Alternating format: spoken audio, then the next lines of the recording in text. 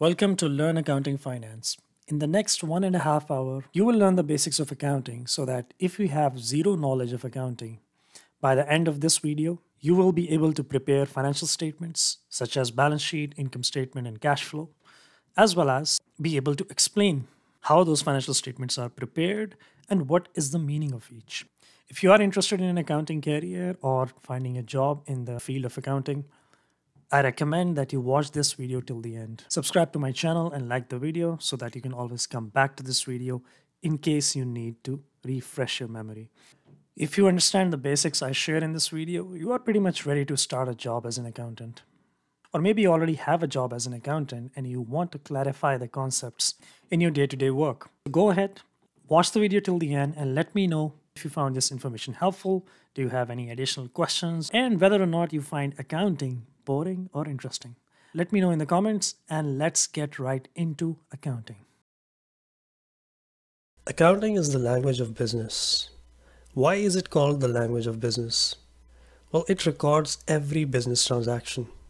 For example, if there is a buyer and a seller, let's say the seller sells a mobile phone to the buyer, this is a business transaction. And there are certain rules and methods to record this transaction in the books of the seller's business. Similarly, the buyer, if the buyer is also a business, they will record a transaction which records the buying or the purchase of the mobile phone. Accounting defines the rules, procedures, and principles to record those transactions in the books of the business. That's why it's also known as bookkeeping. Let's take a look at a few examples of business or financial transactions. A fast food restaurant purchases buns for $300. So they produce burgers and they purchase buns that make the burgers. Another example is the fast food restaurant pays $100 for electricity. It also buys a computer for $1,000. So these are three simple examples of business transaction. Note that all of them involve money, and as per the rules of accounting, there is a specific method to record these transactions. Each of these transactions will be recorded in the language of accounting. Every transaction in accounting will always have two consequences. This is one important thing to remember. All transactions have two consequences. In the language of accounting, we call them debit and credit. So one of them is debit. There's always a debit and there is always a credit in all accounting entries. There are no exceptions. Every transaction will always have a debit entry and a credit entry. So let's take a look.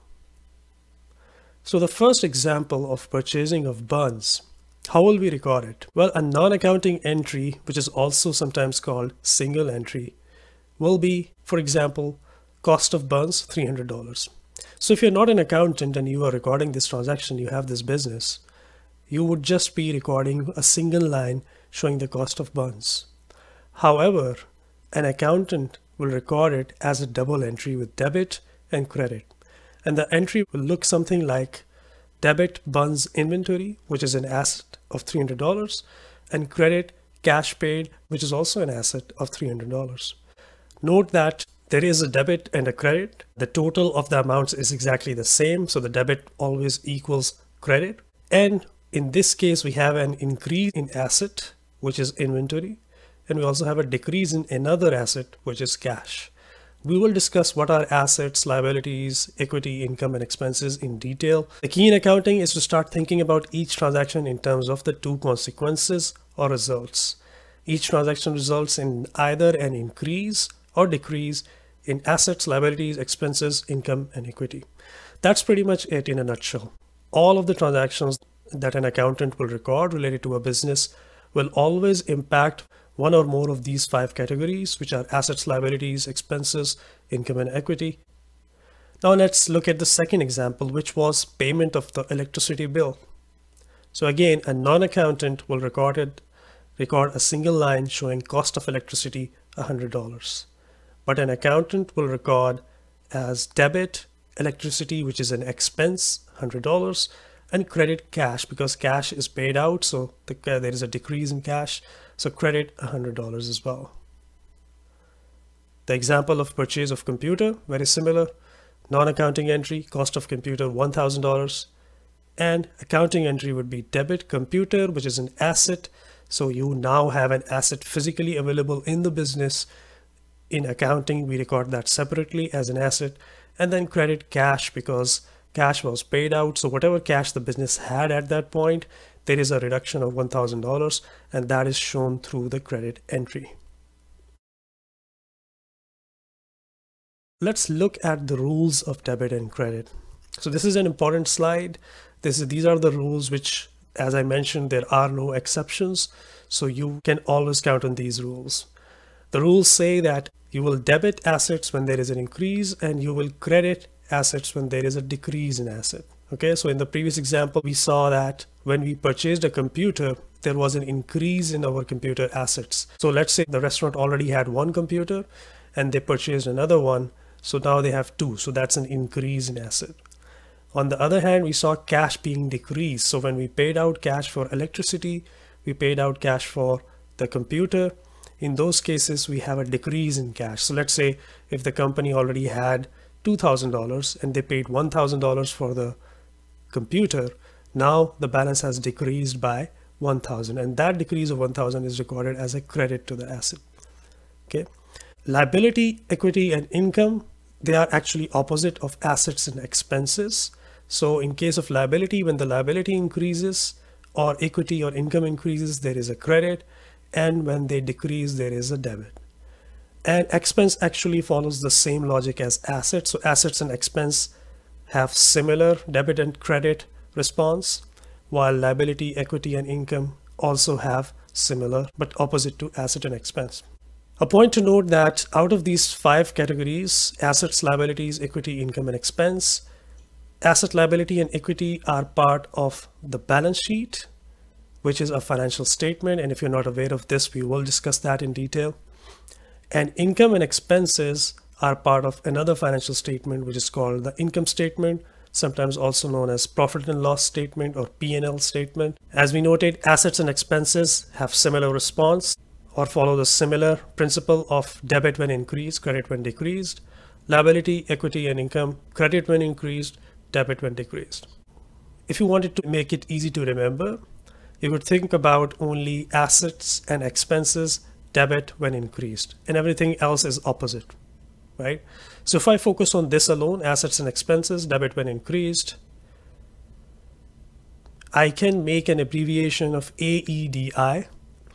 Now, AEDI is a little hard to remember because it doesn't make any word. So do you have any ideas? If we shuffle the letters around, can we make a word? How about idea itself? Now, if I use this abbreviation of idea, it will sound something like increase will debit, expense, and assets. So although these are very few rules, you can remember them even without an abbreviation. But if you had to use one, this is one suggestion. So any increase in expense and assets will result in a debit, and everything else is opposite to it. So if there is an increase in a liability, equity, or income, it will not be debit, it will be credit. And similarly, if there is actually a decrease, not an increase in assets and expenses, then it will be a credit. Okay, we'll actually practice some examples. Don't worry if this is still confusing. Because of the rules that we just discussed, there are default or common balance positions. So assets and expenses, you will usually see a debit balance. You can also see a credit balance, but usually for most accounts, you will see a debit balance in the books or trial balance. And for liabilities, income, and equity, you will usually see a credit balance. So we'll get back to the rules of debit and credit, but first we have to explain what are assets, liabilities, equity, income, and expenses. What is an asset? What comes to your mind when you think about an asset? Maybe you're thinking about your house, especially if it is paid for and you don't have to pay any money as far as loan or mortgage is concerned. You can live in the house. You could also be thinking about the money you have in the bank. That is money that you can use to buy stuff. It can buy you things. It can buy you happiness maybe. And you could also be thinking about your car or the bike that you have that you ride and can go to places. You can also go to work using the car or the bike, which will result in money flowing in the form of salary or wages. So an asset is something you own or you possess and expect to use or have some benefit from it in the future. So let's look at the definition of assets according to International Financial Reporting Standards. We'll talk about International Financial Reporting Standards in a moment. The definition of assets is a present economic resource controlled by the entity as a result of past events. And an economic resource is a right that has the potential to produce economic benefits. So we'll get back to the definition of the assets according to IFRS in a moment, but first, what are IFRS? A quick introduction about them. IFRS, or International Financial Reporting Standards, are accounting standards that are developed so that business entities, corporations, companies across the globe, all over the world, follow similar accounting standards. And the real purpose is that you have internationally comparable financial statements. So for example, if investors or decision makers are considering buying a business in Canada, but they're also looking at a similar business in, say, UK, they can look at their financial statements and try to compare which one is a better option, right? And if both of those companies are using International Financial Reporting Standards, it means that the investors or decision makers can be assured that similar accounting policies are being followed. So they can really rely on the information that is presented on the financials to compare the two. If both these companies were using different accounting standards, it would be hard for them to make a decision because they don't really know, for example, what are the bases of arriving at the profitability for one company compared to the other one, and there could be misleading results. So the purpose of International Financial Reporting Standards is to have global comparability, to have consistent principles that are applied to financial reporting. Currently, the IFRS are required to be applied in more than 100 countries, and a few more permit them, but not all countries require the application of IFRS. Notably, there is not a requirement to apply IFRS in the United States, and the same for India.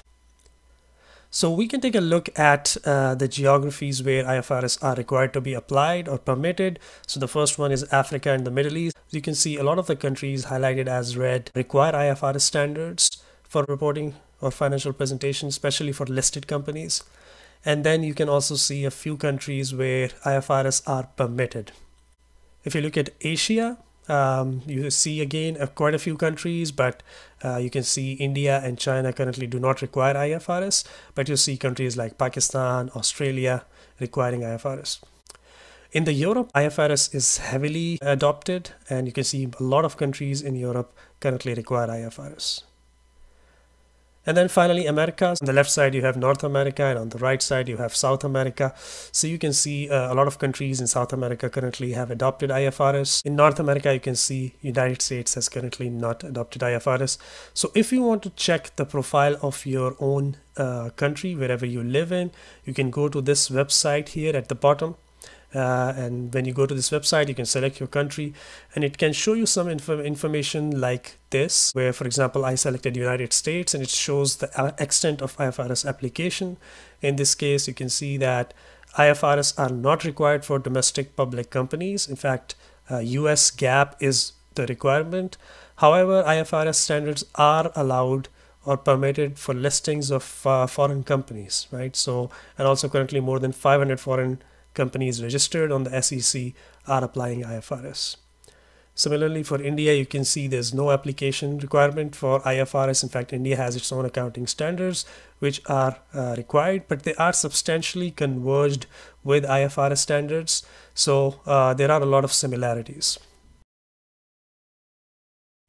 So I chose to use the definition from IFRS because it's a good definition that can be applied to understand what are assets. But as I mentioned, different standards that are applied in different countries, the understanding around the key elements of financial statements, which are assets, liabilities, equity, income, and expense, are very similar. Usually you don't see many deviations from the treatment of assets, liabilities, and equities, or the classification of assets, liabilities, equity, income, and expenses. So going back to definition, a present economic resource controlled by the entity as a result of past events. And the definition also explains what an economic resource is. It's a right that has the potential to produce economic benefits. It's similar to what we just discussed. An asset is something that you own or control that has a potential of providing you future economic benefits. So Key points are it is an economic resource, so there is some economic benefit, right? Financial benefit. The entity, the organization controls that asset. And then that economic resource means there will be a potential to produce economic benefit. So that's looking in the future, right? So it's not any benefit that you have already received is not considered as an asset. It's only an asset when there is a potential in future that you will receive economic benefits. This will be really clear when we look at the examples. This list that you see, this is pretty much majority of the assets that you will encounter in accounting, or when you are working as an accountant. This list pretty much covers everything. So let's go through the list one by one. The first one is cash at hand or bank. The cash or money in the bank or physically available at the business premises is an asset, because of course it's something that the business controls or owns, and then the business can utilize this money to receive benefits in future, right? So the company can buy stock, the company can pay for rent, pay for utilities for the business. So the business will definitely get benefit from the cash. If cash in a way is the ultimate asset, a lot of the other assets ultimately convert into cash. Second one is building or office. So the building where the business is located is also an asset. Computer hardware, so it's all the computer equipment asset. Furniture inside the building where the employees come and work, the office desk, the office chair, office equipment is also an asset. So the next one is inventory. Inventory is really the stock, the goods, the products that the company sells. As long as they are with the company premises, not sold yet, they are also considered an asset because they will be sold in future and bring money to the business. Similarly, vehicles in which the business conducts its business, or it helps in bringing the employees to office, to customer locations and perform business, they're also an asset. Any machinery that the company has, especially if it's a manufacturing organization, all the machinery is also an asset. Land or property that the company owns is also an asset. Accounts receivable, this is the amount of money that is receivable or due from the customer. So if the company sells on credit and gives the customers some time to pay, at that point the company records accounts receivable, and this account receivable is an asset because of course this will convert into cash when the customers settle the amount. Similarly, prepayments are the amounts that are paid by the company in advance, but the service or product that they expect to receive has not been received yet. So again, in future there is a benefit of that product or service. So prepayments are also an asset. Investments, so if the company has invested in other companies, the shares, or invested in bank, or invested in metals such as gold, silver, all of those investments are also asset because they will convert into money or cash. Computer software is going to be utilized by the business. So an example would be the implementation of ERP, for example, SAP or Oracle Financials. Any ERP, any computer software that the company purchases can also be considered as an asset. And then we have some other categories of assets. So goodwill on the purchase of business. If a company acquires another business, the goodwill that other business has will result in positive profit or cash flows for the company, and there is usually a value determined or assigned for the amount of goodwill, which can also be recorded as an asset in the books of the company. Trademarks, patents, and copyrights purchased are also considered an asset. So this is a list of assets which pretty much covers most of the assets that you will encounter in real life. Let's look at type of assets. So broadly, there are three categories of assets. Two of them are based on time, whether the assets are expected to be realized in a short term or a long term. And the third one is whether the assets are touchable, tangible or not, right? So let's go through them one by one. Current assets, all cash and cash equivalents are considered as current assets, and cash equivalents are really not cash but very short-term investments or any assets that can be quickly converted into cash if required. Current assets are also expected to be converted into cash or cash equivalents within 12 months. And similarly, any assets that are expected to be sold or consumed within the normal operating cycle of the business. So normal operating cycle is really the business cycle, when a company buys and sells. So the average time it takes from buying something buying a product and then selling it and receiving cash for it is called a normal operating cycle. And if any asset is usually expected to be sold or consumed within the normal operating cycle, and really this refers mainly to inventory, the stock, because it is converted in the normal conversion cycle, or it is also referring to accounts receivable, the amount that is due on amounts sold to customers. This is usually already converted into cash in a normal operating cycle. So this represents cash and cash equivalents. Let's take a look at the examples. So if we go back to our list of assets, and if we had to highlight current assets, the current assets would be cash at hand or bank, the inventory as we discussed, normal operating cycle, accounts receivable, again, normal operating cycle, prepayments, and some prepayments could be long-term as well. It depends on the time within which that asset is expected to be realized, but usually we see prepayments are mostly short-term, and then investments could also be both short-term or current and long-term. So again, it depends on the maturity of the investments. Some investments you will see as current or short-term, and some will be classified as long-term. Now, in which financial statement do we find assets? You should know it by now. Yes, it's the balance sheet. So here is an example of Nike. This is their consolidated balance sheet for the year ended May 31, 2022. And if you're thinking why it is May 31 and not December 31, well, December 31 is the calendar year end, but many organizations do not necessarily have the same year end as the calendar. So their 12 months period, their fiscal year or their financial year could be any other month during the year. Depends on what is the year that they choose.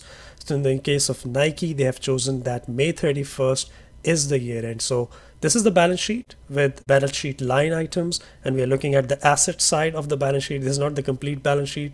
There is of course liabilities and equity we will see, but the asset side has current assets with their amounts listed, and in this section you see the top part is actually the list of current assets with the respective amounts here, and the bottom part is non-current assets.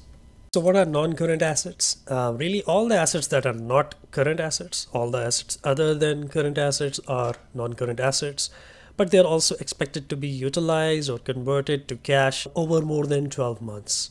Let's take a look at examples. So going back to our full asset list, if we had to identify the non-current assets, there are quite a few in there. Here you can see building or office is a long-term asset. So you will see that the expected time of realization of their benefit is more than 12 months, right? So buildings, computer hardware, we know they are used for longer than 12 months. Furniture and equipment could be very long, 15, 20, 25 years.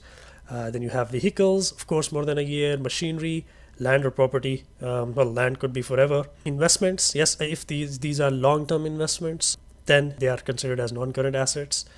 Computer software, goodwill, trademarks, patents, and copyrights, all of them are considered as non-current assets. Again, where do we find them in the financial statements? We just saw that in the balance sheet, and here in the case of Nike, you can see at the bottom, the non-current assets are listed here with the amounts of balances in the balance sheet. Let's look at intangible assets. So it depends on whether the assets by nature are physical or not. These assets can be created or acquired. However, created intangible assets have no book value. Intangible assets can be definite or indefinite, which means that they can have a fixed or defined period. They could also have an indefinite or undefined period. So going back to our list of assets again, the examples of intangible assets are computer software, goodwill, trademarks, patents, and copyrights. And as you can see, all of them are pretty much non-physical in nature. That's why they are considered intangible assets. So the current and non-current distinction will really become important when we look at financial ratios. It really helps to understand which of the assets, and on the same note, which liabilities are going to be settled in less than 12 months or in a short term versus the assets that are long term. And on the same note, this applies to liabilities as well, which liabilities are due for settlement in the short term versus long term, because this really helps us understand the current balance position of a company. So this distinction between current and non-current is important, and we'll see that once we start analyzing the financial ratios. Okay. In the case of Nike's balance sheet, we can see that they also have a couple of intangible assets that are listed on the balance sheet. Let's look at what is a liability. So again, the IFRS definition for liability is a liability is a present obligation of the entity to transfer economic resource as a result of past events. So the important points being it's a present obligation, it's something that is due now, and it arose as a result of a past event. So the event arising in an obligation was a past event, and the liability is due now. So it cannot be any future events that have not taken place yet, that have not happened yet. We cannot consider them as liability yet, although in future we may need to record them as liability. So let's take a look at examples. Here are majority of the examples that you will see for liabilities. The first one being accounts payable, which is kind of the opposite of accounts receivable. In accounts payable, these are the amounts that are due to be paid by the company to its vendors or suppliers. So if the vendor or supplier has offered credit to the company to make payments, the company purchased something from the vendor and the vendor has allowed them some time to pay the amount, then this is recorded as accounts payable for the period that the amount is not settled. Accrued liabilities are recorded in accordance with the accrual concept, and we will go through the accounting principles, accounting concepts in a future video. But this represents expenses that have incurred, but we have not received invoices or bills yet. So a good accounting practice is to record those expenses in the period. For example, if the company has used electricity for the month of January and the bill has not been received at the end of January and the company is closing the period of January, they will record an accrued electricity expense. So there will be a debit to expense and credit to accrued liabilities in anticipation that the bill will be received in future, but the service, which is electricity, has already been received. The same applies for accrued salaries and wages. So company may be paying its employees every 30 days or every month, could also be paying every week or every 2 weeks. But at the end of the month, if there are wages or salaries that have incurred, so the employees have already done the work, but because the pay cycle is not there yet, the company has not paid. Let's say at the end of January 31st, there is 10 days worth of salary that has not been paid, although work has been done, and those 10 days will be paid, let's say on the 4th of Feb. Let's say the company is paying in 2 weeks time. So there is this 10 days that need to be accrued for the month of January to truly reflect the cost of salaries and wages in the month of January. Similarly, any taxes payable to authorities are a liability. Long-term debt, long-term loans that the company have, any current portion of the long-term debt. So you know how if the company acquires a loan, there is a payment schedule. So it could be that every month the company has to pay off some amount, every quarter. That portion becomes current. Usually the amount of debt that has to be paid within the next 12 months is considered as current. So that is also a liability. Then we have deferred revenue. This is the amount received from customers in advance, but the service that the company needs to provide has not been provided yet. So it is considered as deferred revenue because the company needs to settle this through providing the service or product that it promised. And similarly, bank overdrafts, any overdraft money facility received from bank is a liability because it needs to be settled. And again, any short-term debts similar to long-term debts are considered liabilities. So if you look at the balance sheet of Nike again, now we are looking at the liabilities and the equity section. So here you can see the top section shows all the liabilities that the company had for the year ended May 31st, 2022, with the respective amounts shown in dollars. Types of liabilities, similar to assets, there is a current or short-term liability, and then there is a non-current or long-term liability. And there is another category, which is the contingent liabilities. If we look at our list and if we need to identify the current liabilities would be all the accounts payable, accrued liabilities, accrued salaries and wages, taxes payable, usually, current portion of long-term loan, bank overdrafts, and short-term debt. And then if we want to look at non-current liabilities, deferred revenue is one non-current liability, and then a long-term debt, of course, is a long-term liability. Contingent liabilities. So contingent liabilities are liabilities which are dependent on an uncertain future event. So a good example is lawsuits. So for example, a lawsuit has been filed against a company, but the decision is pending. So the company does not know exactly what the decision will be and how much amount they need to pay. Such liabilities are considered contingent liabilities. So they are recorded in the financials depending on whether the amount can be measured reliably or how probable it is that the amount will actually be settled. Another example is product warranties. So any warranties that the company has offered to its customers, this is a contingent liability because at the time of sales, it's not clear how much will need to be settled in the form of warranties. For example, if a company sells mobile phones and it offers a warranty period of 12 months, then in that 12 months, how many customers will come back and ask for their warranties because of defective product or issues with the mobile phone, right? So this is again an example of contingent liability, and another example is bank guarantee. Okay, so by now we have looked at assets and liabilities, two elements of balance sheet, and now we are looking at the final element, which is equity. So what is equity? Let's look at the IFRS definition first. Equity is the residual interest in the assets of the entity after deducting all its liabilities. Equity represents ownership. If you think about a company, assume for a moment that the company only has assets and no liabilities, right? So in that case, all of those assets that the company has belong to the company. So we talked about buildings, we talked about computer hardware, any land or property. We talked about the accounts receivable, the amounts that are receivable from customers. If the company only had assets, all of those assets would actually equal equity because this is the ownership. The owners of the business own these assets, right? However, in most cases, companies also have liabilities. So these are the amounts that the company has to pay that actually belong not to the owners, but to outsiders, right?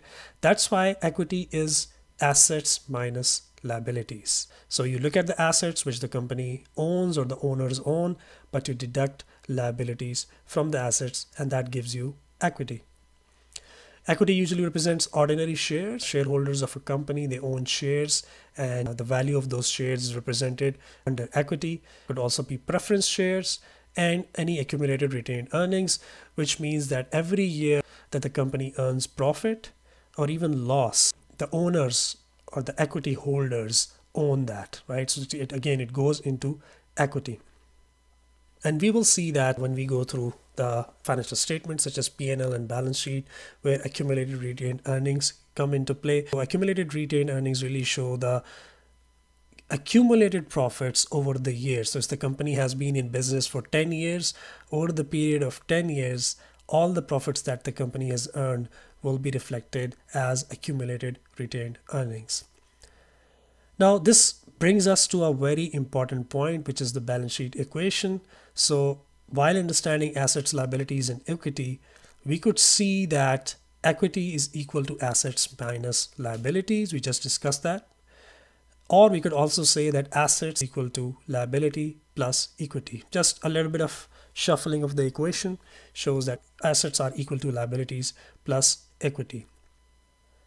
So we're looking at the balance sheet of Nike again. So this is the asset side, and you can see the total assets are 40.3 billion.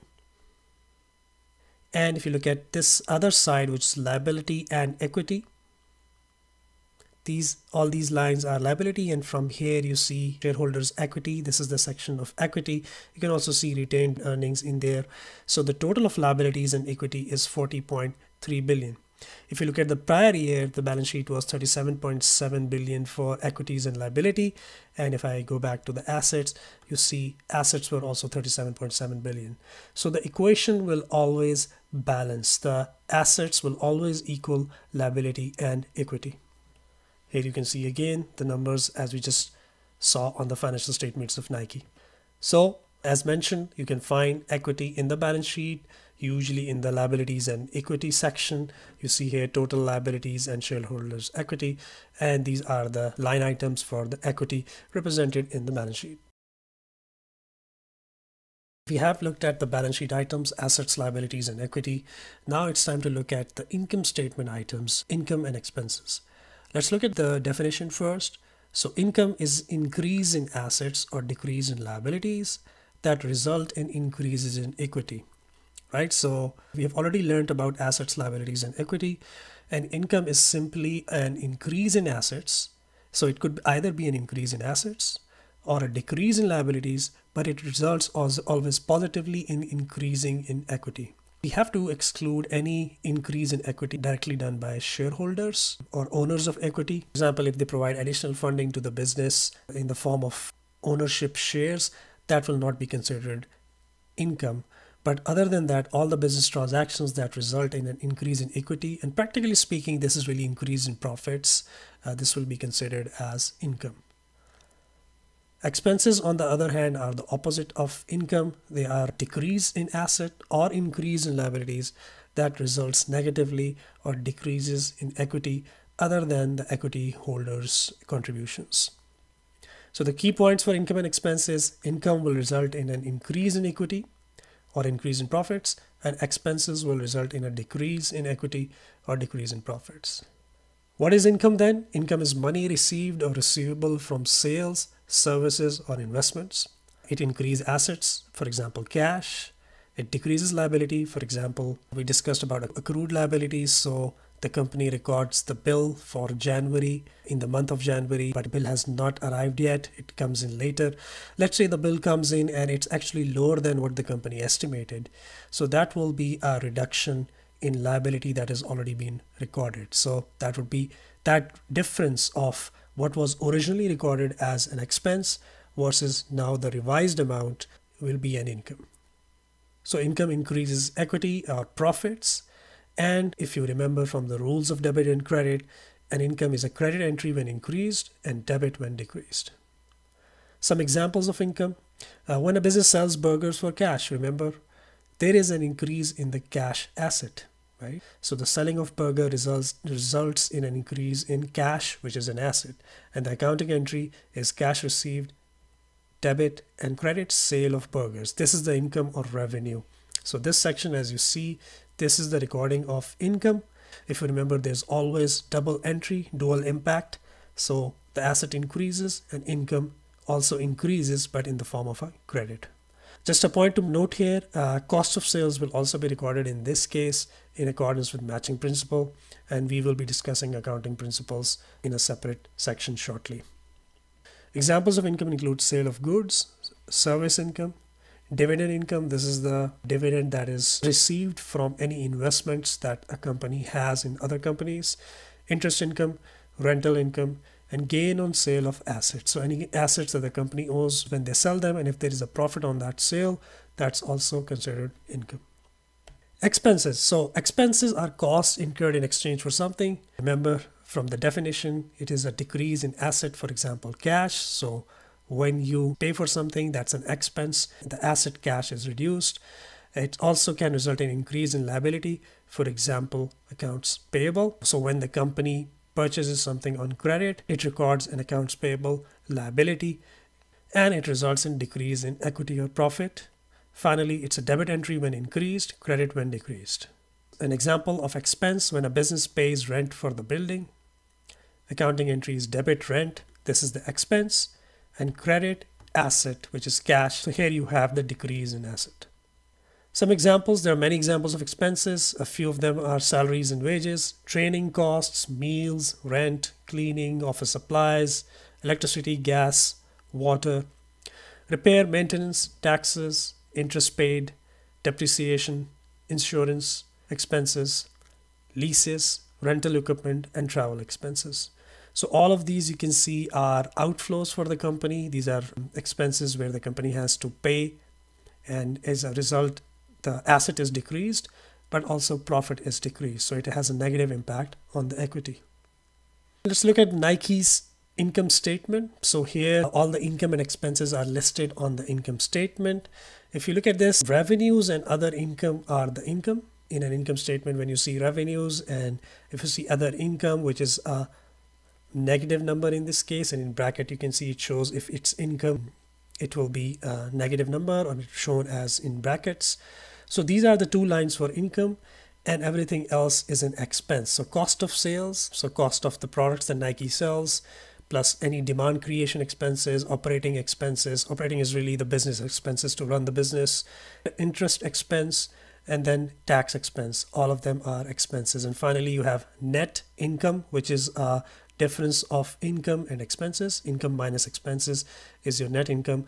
So for the year end date, so for the 12-month period ending May 31st, 2022, Nike had a net income of 6 billion roughly.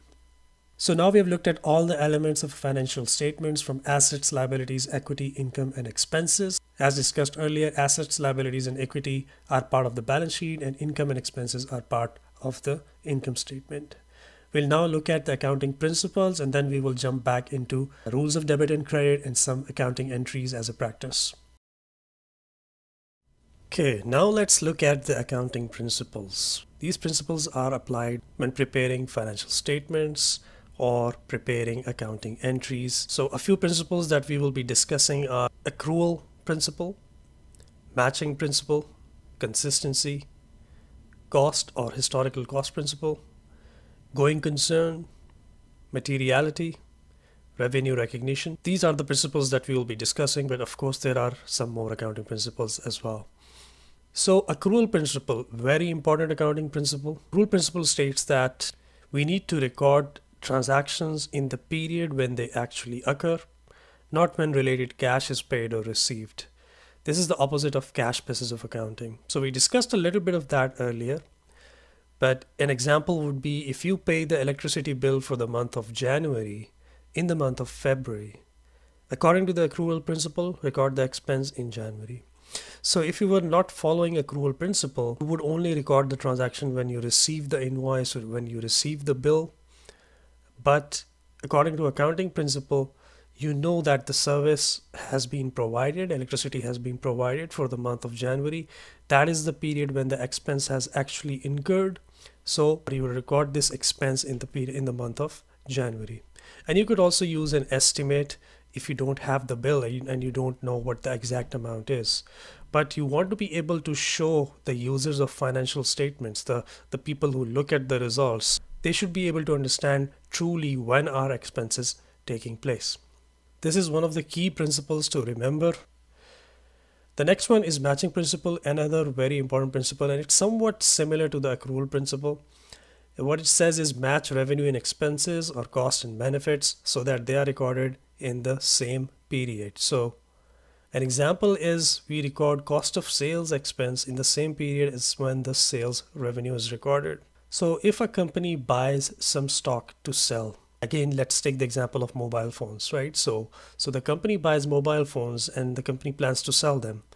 But let's say they bought 10 mobile phones in the month of January, but they actually sold those mobile phones in the month of Feb. Okay.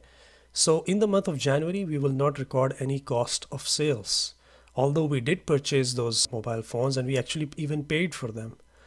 But they will be recorded as inventory, which is not an expense yet. They will be recorded as an asset, an inventory. This is not an expense. And this asset will only be converted into expense when the actual sales happen. And this is in accordance with matching principle because we want to reflect the cost of sales in the same month as the sales is recorded. So as soon as we record the revenue or sales, which is the amount received from customers for those mobile phones, and in that month or in that period, we will record the cost of sales as well. So this is what is matching principle. If we did not do this, then what would happen is we would be recording cost in the month of January and sales or revenue or income in the month of February. And this way there is a mismatch in the timing of when income and expenses are recorded, which may be misleading. Another example is the recording of depreciation expense in each period for an asset according to its useful life. So when we buy assets which are long-term or non-current assets, for example, if we purchase furniture, this furniture is going to be used by the company over a long period of time. And usually useful life is determined by a company for each type of asset. So let's say for furniture, a company has determined the useful life of 10 years as an example. So the cost of furniture originally will be recorded as an asset. The day it is purchased is not immediately expensed out, but it will be actually be expensed or recorded as an expense in the income statement over the period of its useful life. So over the period of 10 years, the cost will be allocated as expense. This is a matching principle. The next one is cost principle, also sometimes called as historical cost principle. And what it states is we have to record assets at their purchase price and do not adjust for inflation or market value fluctuations. An example would be if a company purchases a vehicle, a car, so the company will record the cost in the books at the original cost of purchase and depreciate it over its useful life without considering any market value changes. So if you look at the market value of the car, it may be fluctuating all the time, and maybe in a year or two, market value of the car has either gone up quite a bit or has decreased quite a bit, but those fluctuations are not to be recorded. The historical cost, the original cost at which the vehicle was purchased at, is what will be recorded in the books for accounting purposes. You have to make a note that this does not apply to all types of assets. For example, if we have short-term investments, the historical cost principle does not apply.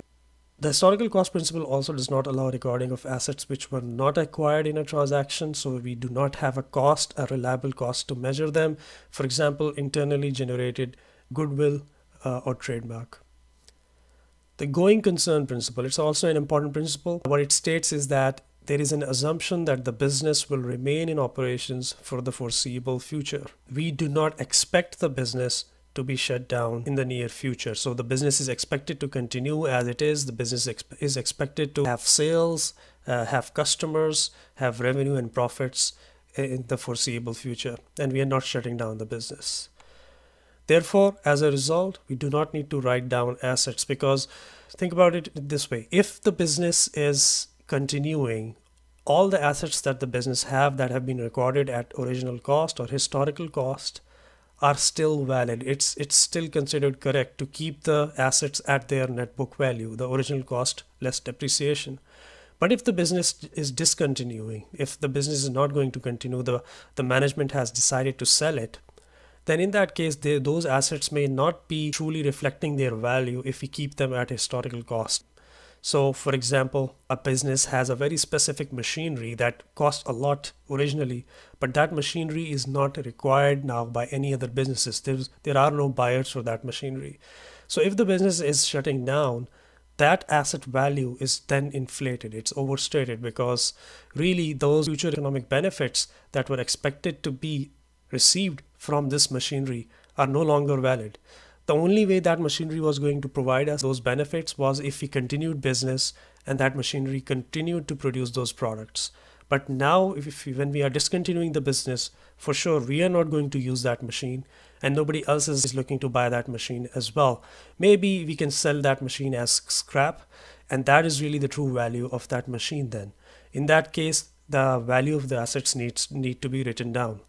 So unless there is a clear intention of management to sell the business or discontinue the business, the going concern assumption of principle applies, which means that the carrying value of the assets, which is their original cost less depreciation, is still valid and can be kept in the books.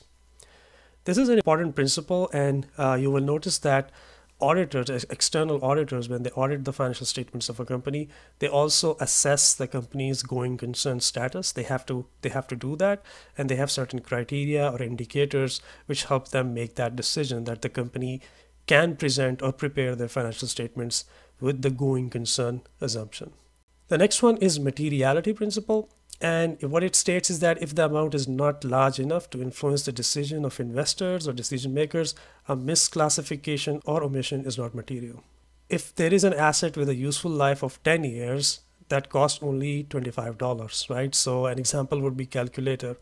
Some of the calculators last many years, right? So in this case, if we look at a calculator which cost us only $25, but we know its useful life is 10, maybe even more years, right?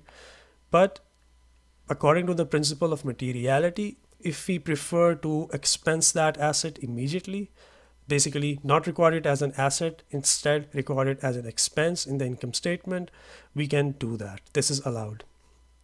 So in this case, we don't have to match the useful life of the asset with the allocation of its cost. Okay, so this is kind of an exception principle where only if the amounts are small enough, you can choose to ignore some of the other accounting principles, or you can even choose to ignore some of the practices. Materiality varies by size of organization. So if it's a very, very large organization, of course, its materiality would be larger. Its amounts that are considered small or immaterial would be larger. But if it's a small organization, the amount that is considered immaterial will be smaller.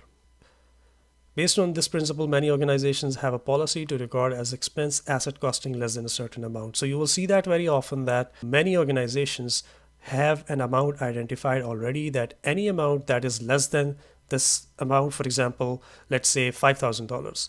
So a company may have a policy that any amount that is less than $5,000, even though the nature of that item is an asset, it's an asset which has a useful life of more than a year, still for accounting purposes, that amount will be recorded immediately. So entire amount will be recorded as an expense in the month of purchase.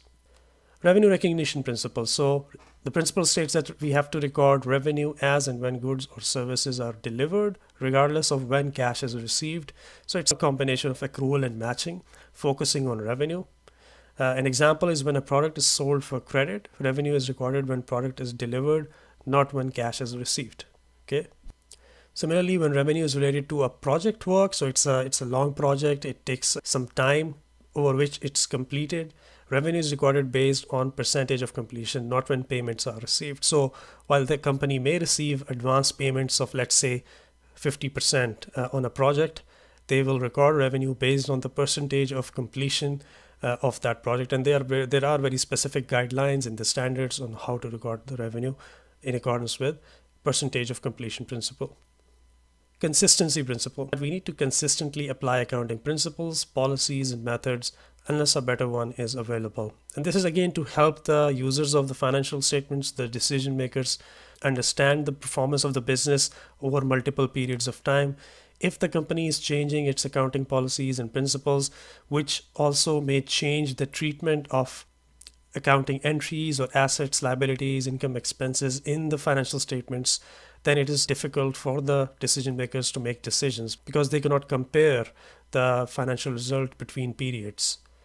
An example is a straight line method of depreciation. So we discussed about an asset with a useful life of 10 years. The company may choose either a straight line method to record depreciation, which is really total cost of the asset divided by 10, and then that is the amount that is recorded every year. Or they could also choose a reducing balance method, which is not an equal allocation of depreciation over the useful life. It's actually dependent on certain other factors, which will result in higher depreciation being recorded in the first year or in the earlier years, and then the amount of depreciation reduces every year. The company is allowed to choose any one of those methods, but if they have chosen one, the consistency principle requires that they continue to use that method over a long period of time, unless there is a significant reason, a major reason to make the change, and it is better for the users of financial statements to have to make that change. Another example is the capitalization policy we just discussed. For example, the amount of materiality, the amount considered as the threshold under which all amounts are recorded as expense instead of assets. The company should not change it every year, right? There should be a consistency in applying that threshold. So now we will go back to the rules of debit and credit. I think we have developed a very good understanding of assets, liabilities, equity, income, and expenses. We've also learned some of the key accounting principles. We already know the rules of debit and credit. So I think it's a good time to do some practice on the accounting entries. And after we have done that practice, we'll look at the flow of accounting entries into general ledger, trial balance, and finally financial statements such as balance sheet and income statement. Okay, so are you ready to apply whatever you have learned about the rules of accounting and accounting principles to actual accounting entries? Let's go. So the first example that we are going to deal with is a business owner deposits $30,000 in the bank as equity. This is one of the very early entries or very early transactions in a business when a business owner is setting up the business initially, they allocate some money, they invest some money in the business, and they have deposited $30,000 in the bank as original equity of the business. Okay. If you remember, I mentioned the key in accounting is to understand the dual impact that every transaction has. So what will be the accounts that will be impacted by this entry? You can clearly see there is an entry in the bank. So basically one account is asset, which is cash. And by the way, in accounting, we use the term cash roughly to also refer to the money in the bank. Okay. So the first item is cash. What is the other one? Well, actually, you can see that in the example, it's the equity. This initial deposit is made by the owner of the business as equity. So this is a contribution from the owner, and it will directly impact the equity of the business. Okay. So we have cash on one side, we have owner's equity on the other side. What is happening to cash in this case? Is it increasing or decreasing?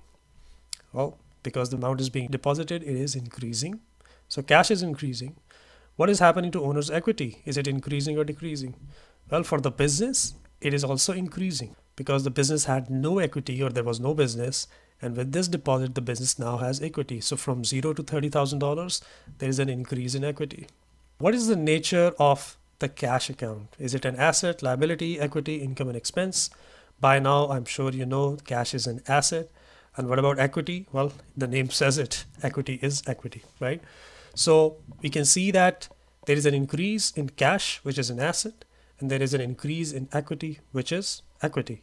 So what did we learn about the rules of accounting? We know that when asset is increased, there is a debit, and when equity is increased, there is a credit. Remember, assets and expenses, debit when increased, everything else, credit when increased. So the accounting entry would be debit cash, 30,000, credit owner's equity, 30,000. Okay. So this was the first entry. Let's go to the next one. Okay, the company buys furniture by paying $10,000 cash. Okay, what are the accounts here? You can see that, you can always see that in the example or the statement itself, right? So cash is one, but what is the other one? Furniture, right? So we have furniture and cash. What is happening to the furniture? Of course, there is an increase because the company purchased furniture, so company has more of furniture by an amount of $10,000. So there is an increase. What about cash? Well, this time the cash is being paid out. Remember, in the previous example, the business owner was paying cash into the business bank account. So that's why there was an increase. But in this case, the company is paying cash. So there is a decrease in cash. Okay, what is the nature of furniture? It's an asset. What's the nature of cash? It's an asset. So we have an increase in asset, but we also have a decrease in asset. What we learned from the rules of debit and credit: asset increase is debit, asset decrease is credit. So the accounting entry will be debit furniture, 10,000, credit cash, 10,000. You see how the rules are applying, and there is no exception. Let's move on to the next one. The company now buys furniture on credit for $10,000. So the company buys additional furniture. They already purchased for 10,000 and they purchase additional furniture for 10,000, but this time they did not pay cash. They actually purchased it for credit, which means they have some time before which they need to make the payment, right? So it's just furniture coming in, but what is going out? Well, at this point, nothing is going out, but there is now a contractual obligation. There's now a liability for the company. And this should maybe jog your memory a little bit about a principle we discussed, which is the accrual principle. So we are not paying cash right now, but we are purchasing, and this needs to be recorded as a liability. So the accounts that will be impacted are again furniture, but the other side is account payable, because whoever we purchase the furniture from is now expecting a payment from us of $10,000. Okay, so the transaction has already happened. The event that led to that $10,000 of amount due has already happened. And what we learned in the definition of liability is a past event resulting in an obligation to pay. So the event has taken place. We have purchased the furniture. This has also resulted in a liability, which is account payable, although we're still not paying cash yet. So what happens to furniture in this case? Of course, there's an increase. What happens to liability or account payable? there is also an increase. And we know when asset increases, there is a debit, but when liability increases, there is a credit. You see how every time there is always a debit and always a credit. So entry would be debit furniture 10,000, credit accounts payable 10,000. Let's go to the next example. The company now settles the amount payable for furniture. Okay, so naturally we recorded the liability last time. Now the company has to settle that amount. So there will be another entry at this point. This is a financial transaction. So what are the accounts now being impacted? Well, first there will be the account payable that we recorded previously, that $10,000 that was a credit to the account payable. Now it will be reversed. Okay, so account payable, and the other side of the entry is of course cash, because now we are paying out the money. Okay, so account payable is now decreasing because in the last entry it increased. Now we are settling it, so it's going back to zero, so it's decreasing. And cash is also decreasing because now we are paying the $10,000. So we know account payable is a liability, cash is an asset. Liability decreasing is a debit, and asset decreasing is a credit. Remember the rules of debit and credit? So the entry would be account payable debit by 10,000 and cash credit by 10,000. Let's look at another example. The company pays $1,200 in rent for the building. Okay. Now we know one side, because this is again a cash payment, we know one side of the entry is cash. What would be the other side of the entry? It's not account payable because the company has already paid. But this time this is an expense because this is a transaction which is resulting in a decrease in asset, which is cash. And we learned from the definition of expenses, our expenses are items that decrease an asset and also negatively impact the equity or profits of the company. Because it's an expense, it's a reduction in the profit. So one side of the entry is rent expense and the other side is cash. Is the rent expense increasing or decreasing? Well, in this case, the expense is increasing, right? Because there was, again, let's say the company started from scratch. There was no rent expense so far, but now in the first month, they have already paid $1,200. So there is an increase in rent expense and there is a decrease in cash because cash is paid out. So this is a good example. We know assets and expenses follow the same debit and credit logic, right? So if there is an increase in expense, it's a debit. And if there is a decrease in asset, it's a credit, right? So the accounting entry would be rent expense debit $1,200 and cash credit $1,200. Let's take a look at our next example. So the company receives $500 in dividend income from an investment. Okay, maybe we skipped a transaction where the company would have invested in another company as their investment. But let's say the company had invested in another company and now they have received dividend on that investment. What are the accounts that will be impacted? One, again, we know is cash because the company has received $500. What is the other one? Well, in this case, this is the opposite of the expense because the company has received money, which is actually increasing in asset. So we know that definition of income is an increase in asset and also an increase in profit because now the company has $500 more for the owners of the company. So one account is cash, the other one is dividend income. What's happening to cash? Is it increasing or decreasing? Of course, it's increasing. Dividend income is also increasing. So we know when asset increases, there is a debit, and when income increases, there is a credit. So the accounting entry would be debit cash $500, credit dividend income $500. Let's go to the next example. The company buys 10 bicycles for resale at the cost of $5,000 in cash. So what are the two accounts that will be impacted? Again, one is easy, where the company has paid cash.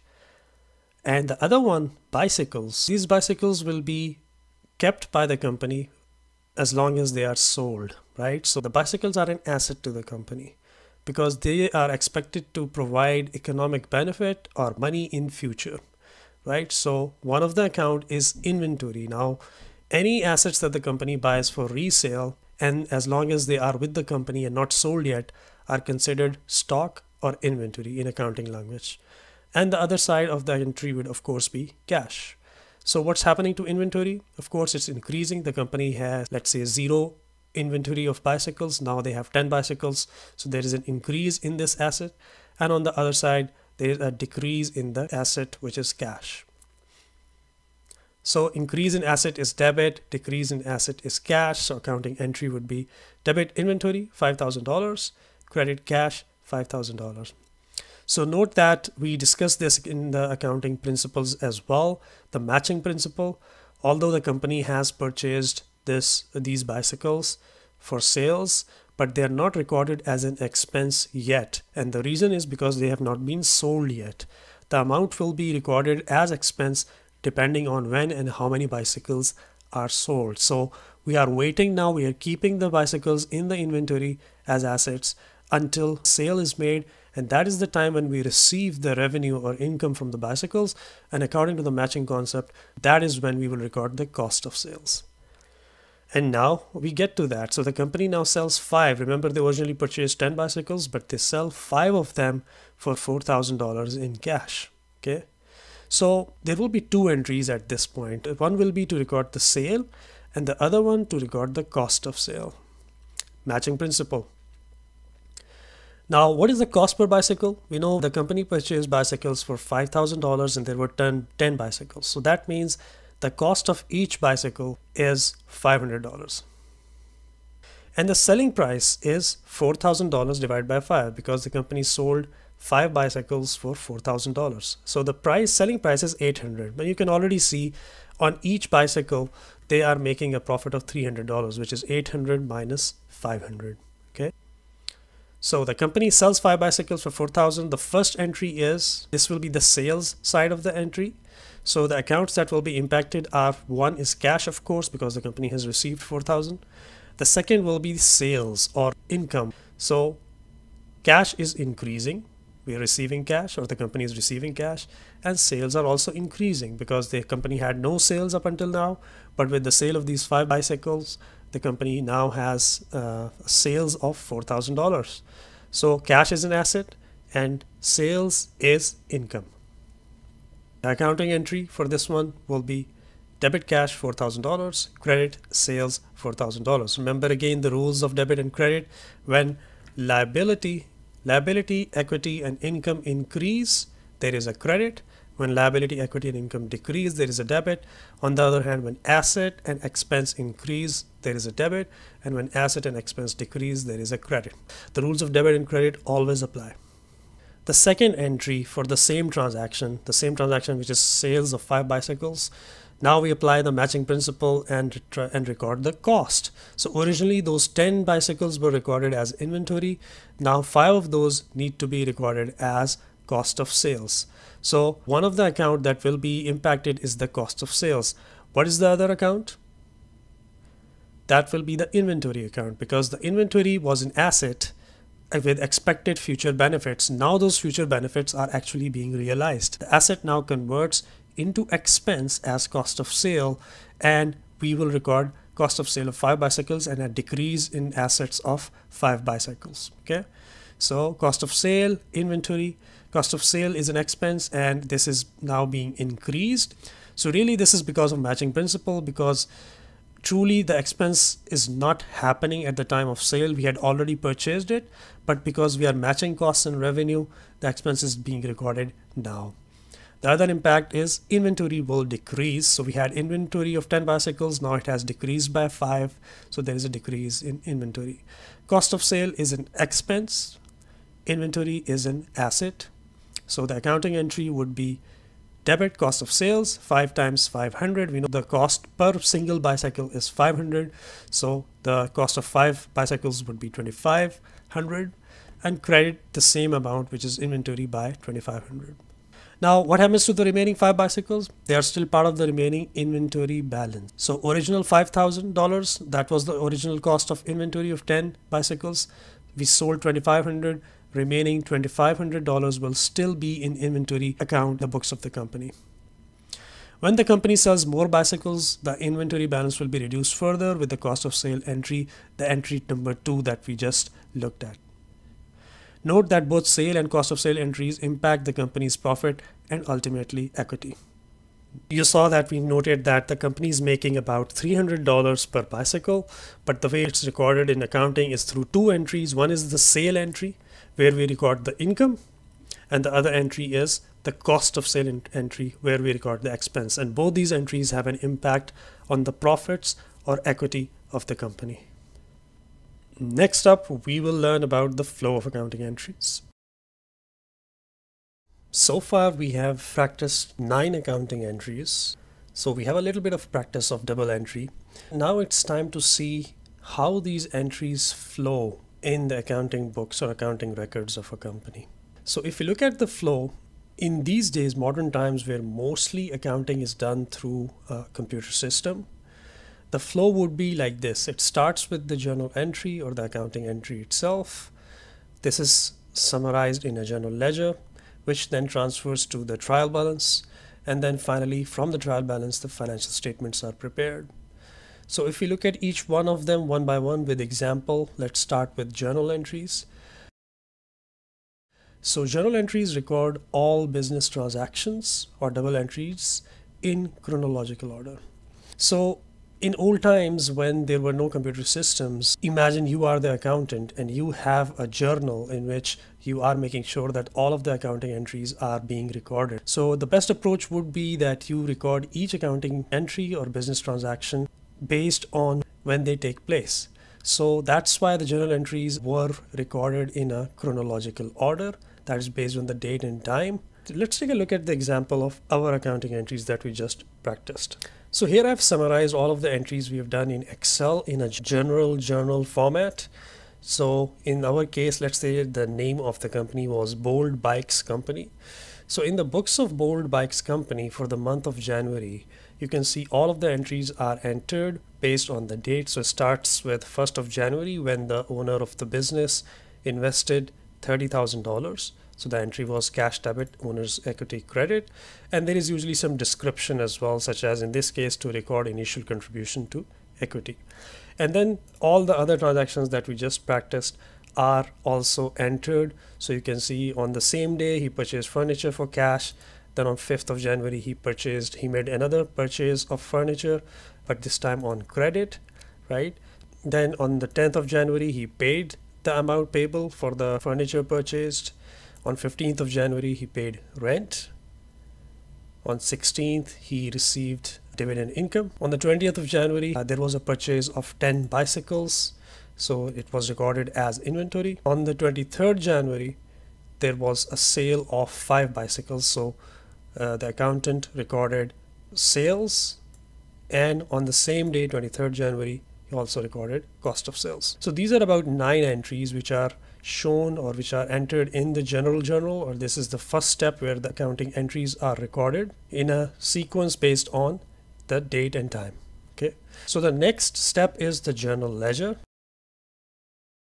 Now, journal ledger is where all of these accounting transactions are summarized, but this time they are based on the account number or GL account type. Let's take a look at that. So the journal ledger will look something like this. So as you can see, each account will have an account number. So in the case of cash, for example, we have the account number 1100. It may be different for each company, each organization.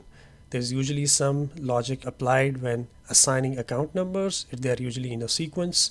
So for example, it may start with the current assets. So account numbers for current assets first, then non-current assets, then liabilities and equity.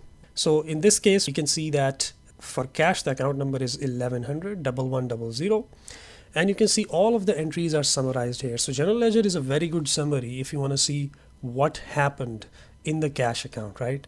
And this will give you a summary of all the transactions that took place. So on the 1st of January, cash was deposited, and then there were these purchase of furnitures, payment of rent, receiving of dividend on investment, and then purchase of bicycles, and finally sales of bicycles, right? The same way all the other accounts are also summarized. There's usually a date, period, description, debit and credit, and final balance as well, which is important. So how is the final balance calculated? As we are looking at an example of a company that just started brand new.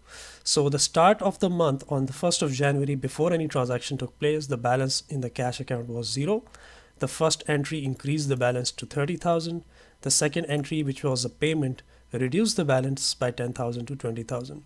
And similarly, all the way down to at the end of the month, the balance is $8,300. The same for inventory. It started with nothing, but then $5,000 worth of inventory was added. Half of that was sold. So you have now the balance of $2,500 at the end of the month. Furniture was purchased twice, $10,000. We have $20,000 balance. You can always see in a journal ledger what amounts were debited and what amounts were credited.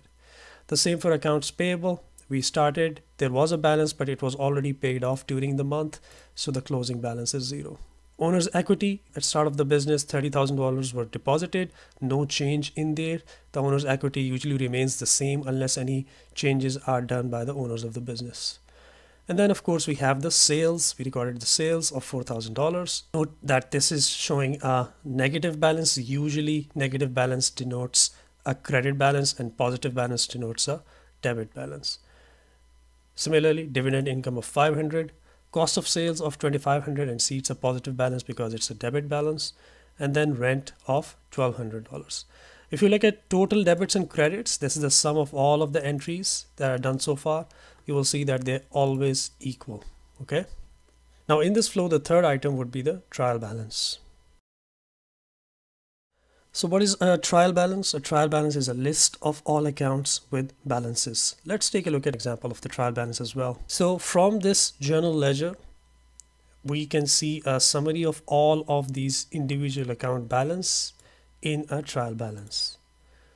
So here you have the trial balance. You can see now we don't have that much detail. We just have the account number and name, and then whether the balance is debit or credit, and what is the amount of the balance. So remember, cash at the end of the month was $8,300.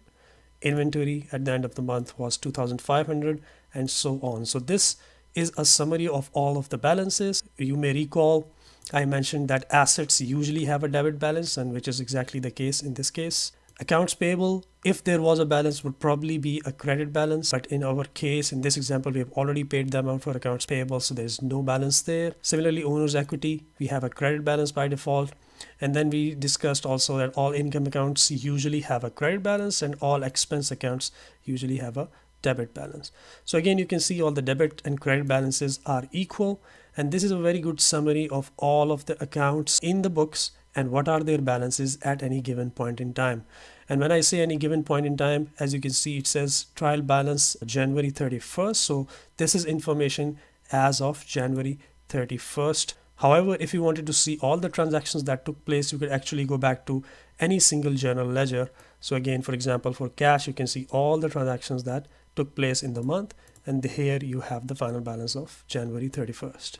Now, this trial balance is a very important report. From this report, we prepare financial statements. The financial statements include the balance sheet, income statement, or also known as profit and loss statement, cash flow statement, changes in equity, and comprehensive income. We will take a look at balance sheet, income statement, and cash flow from the entries that we have learned so far. And changes in equity and comprehensive income are two other statements which we will look at a little later. So going back to our example, as you can recall, assets, liabilities, and equity are reflected in balance sheet, while income and expenses or sales and expenses are reflected in the income statement. So first, we are creating the balance sheet. So we focus on the asset, liability, and equity account. So this is a very, very small balance sheet based on the entries that we have done so far. These balances you can probably remember now. We have a cash balance of $8,300. Again, it's coming directly from the trial balance. Inventory $2,500. That's the sum of current assets. Furniture we know is a non-current asset, and the balance at the end of the month is $20,000. So we have total assets of $30,800. On the other hand, we have no accounts payable at this point, zero. So our current liabilities are zero. However, we have owner's equity of $30,000, which is this. And then you see retained earnings, which is really the accumulated profits at any given point. So for the month of January, with the sales and dividend income and the cost of sales and rent paid, we know that our profit was $800. So that is reflected here in the equity section, because again, this profit belongs to the owners, belongs to the equity. So it is shown in the equity section. And you can see that the total of assets and liabilities and equity is equal. This is our balance sheet equation, or the accounting equation that we discussed earlier. Now let's look at the income statement. So now we will focus on the income and expense account in the trial balance, and those are reflected in the income statement as follows. Again, a very simple basic income statement. One important distinction between a balance sheet and income statement that we need to understand is, as you can see, income statement is for a period, so it is a summary of the transactions for a given period, and in this case we are looking at the full month of January. So all the transactions that impact income and expenses for the month of January, we see the net result here. However, balance sheet is at a given point. So this balance sheet shows the balances, shows the assets, liabilities, and equity as at January 31st, right? So it's a snapshot. It's as if somebody took a picture of the situation at the end of the month, and that situation shows that the company has balance in the bank or in hand of $8,300. The company on 31st January has inventory of $2,500, and the same for furniture, equity, and retained earnings. However, income statement shows the impact for the period. So in our example, we only had one transaction on the 23rd of January, which is resulting in sales of 4,000. But if there were other transactions for the month of January, they would all be summed up together and shown here. And the same applies for cost of sales, other operating expenses, and other income. Okay, remember the distinction. Income statement is a report for a period, and balance sheet is a report for a given point in time. And an example that you could think of is that if I ask you what is the bank balance that you have in your bank right now, and if you check your bank account and tell me the balance, that is the balance sheet. But if I ask you how much money have you earned during this year in the last 12 months, so that total money in that 12-month period, that would be something that would reflect in an income statement. So that's the difference between a period report and a point in time report, right? So income statement is a period report, balance sheet is a point in time report. So we can see in this example, we had sales of $4,000. We also recorded cost of sales of $2,500. That makes our gross profit of $1,500. So gross profit is really the amount of money that we earned on a net basis after deducting the cost of selling a product. So gross profit is strictly related with the product itself. And then if you add other expenses, operating expenses, and other income, then you get to net income, right? In our case, the operating expenses were $1,200, which is really only rent in this case. And then other income reflects the dividend income that the company received of $500. So in total, the company made $1,500 in gross profit, but then after deducting operating expenses and adding other income, we have net income of $800. And this $800 of net income will be reflected in the balance sheet as retained earnings. At the end of the year, all the income statement accounts are settled and turned to zero, and that balance is transferred to the balance sheet in the retained earnings account. Now let's look at the cash flow statement. So again, we are only using the 9 accounting entries that we practiced together or we learned together. So these are again very simple financial statements. In reality, the financial statements are a little more complex with a lot more number of transactions. First point, statement of cash flow is similar to the income statement. It is for a period and not a given point in time like the balance sheet. Okay, so the cash flow statement is divided into 3 sections. The first section is cash provided by operations or operating activity. Second section is cash provided by investments or investment activities. And then finally, the third section is cash provided by financing activities. Okay. So what are operations or operating activity? It is the regular business that the company performs. So for example, in this case, Bold Bikes company is in the business of buying and selling bikes. So it is really related to the operations of buying and selling bikes. Investing activities, when the company invests in other assets. So for example, purchasing of assets, property, plant and equipment, or any income received on investments would be classified as investing activities. Financing activities reflect how the company sources funds, sources money. So of course, in our example, the only source so far is the issue of shares, the initial equity investment that the owner has done. So any financing activities are reflected here. And again, we will look at each of these financial statements, balance sheet, income statement cash flow in detail. This example is just to show you the flow of the entries that we just learned. Okay. So we are looking at cash flow from direct method. There are two methods to prepare cash flow. One is the direct method. The other one is the indirect method.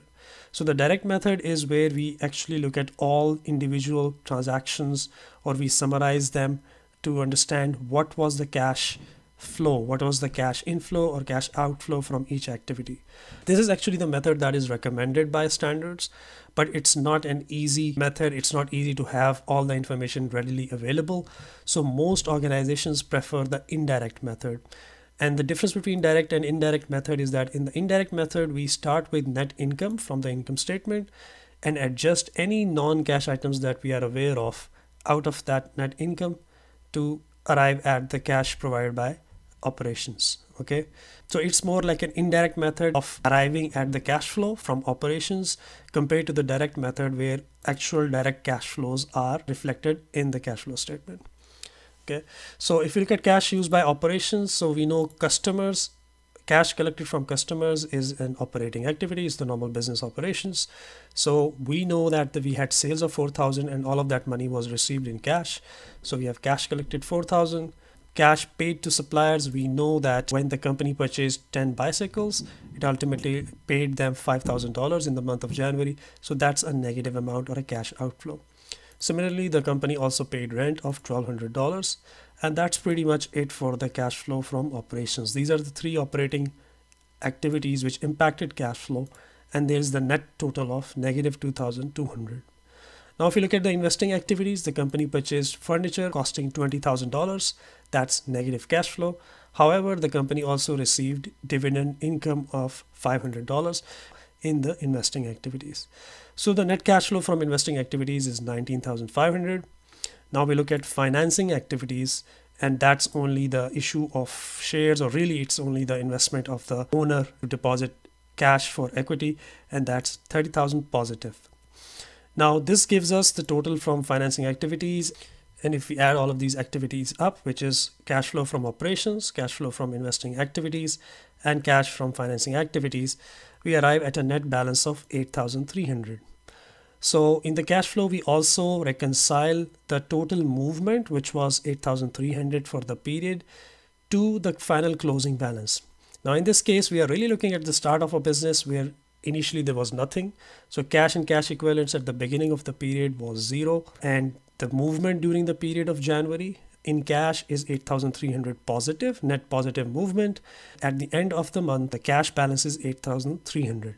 So these three cash flow activities shown in the three sections show the period activity, okay, and that's the sum of the total period.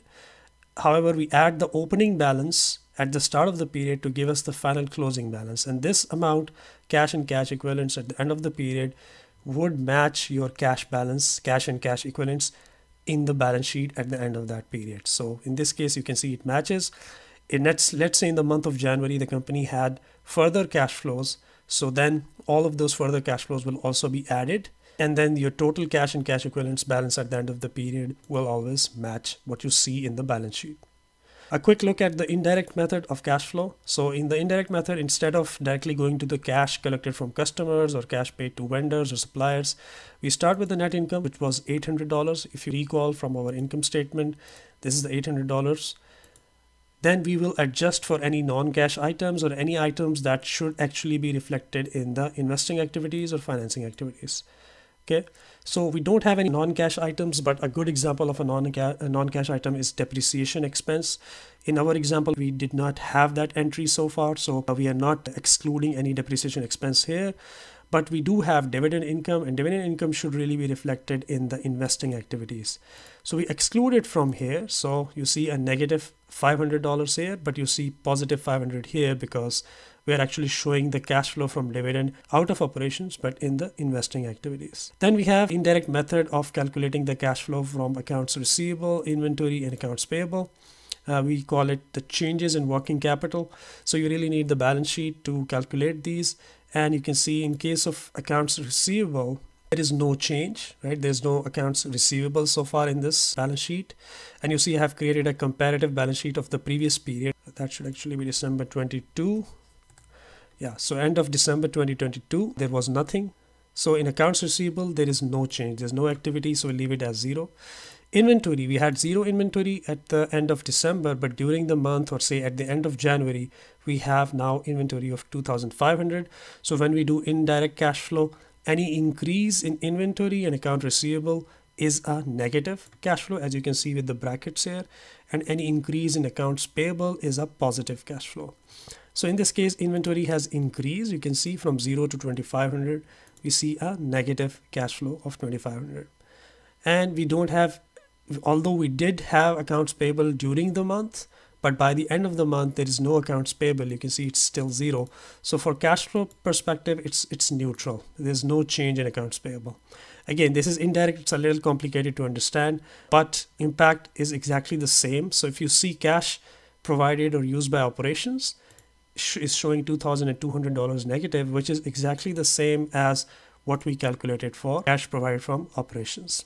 So as I mentioned, we will discuss the cash flow and other financial statements in more detail later. But for now, it's important to note that the cash from operations in total is the same whether you use the direct or indirect method. Okay. Cash from investing activities and financing activities is usually very similar or the same as what you see in the direct method. There's no real change there. So again, at the end, you have the same balance. Cash flow for the full period is $8,300 positive, mainly driven by the owner's investment. All the other activities such as investing activities had a negative outflow, and also operations had a negative outflow. That is also why it's important to look at cash flow, because if you just look at the income statement and you see the company has made a profit of $800 in the month of January, but if you look at the cash flow, you see the company actually has a negative cash flow of $2,200 from operations, right? So the operating activities actually resulted in an outflow of cash. Similarly, investing activities resulted in an outflow of cash. The only reason why you're seeing positive cash flow is the owner invested the money. There was a deposit of $30,000 at the start of the year. So if you look at it from the owner's perspective, he invested $30,000, and at the end of the month, he is actually looking at $8,300. So there appears to be a loss of $21,700. But it's not a loss, it's an investment in business, and now he has a few assets in the balance sheet, right? He has furniture of $20,000, okay? He also have inventory of $2,500 that he can sell, and he's of course still has $8,300 in cash. Hope this clarifies the flow of accounting entries. So again, these are the 4 major activities these days with computerized systems. Of course, there are more steps involved. There has to be accounting reviews of all the entries. Sometimes you have to adjust the trial balance. Sometimes you have missing entries. But if you are using a computerized accounting system, a lot of those issues are already taken care of. All you need to do is start entering the entries in the system, in the accounting system. It will automatically be summarized into general ledger and trial balance. Some systems will also provide you the financial statements depending on the setup of the system. And even if the financial statements are not provided by the system, you know how to prepare the financial statements utilizing the trial balance. Wow, you have come a long way. You have learned a lot in this video. Do you have any questions you'd like more clarity on? Do you have any comments? Did you find this information helpful? Every comment matters. Let me know, and do not forget to subscribe to my channel for more accounting and finance related tutorials and videos. So till the next time, my friend, wish you all the best. Take care and bye for now.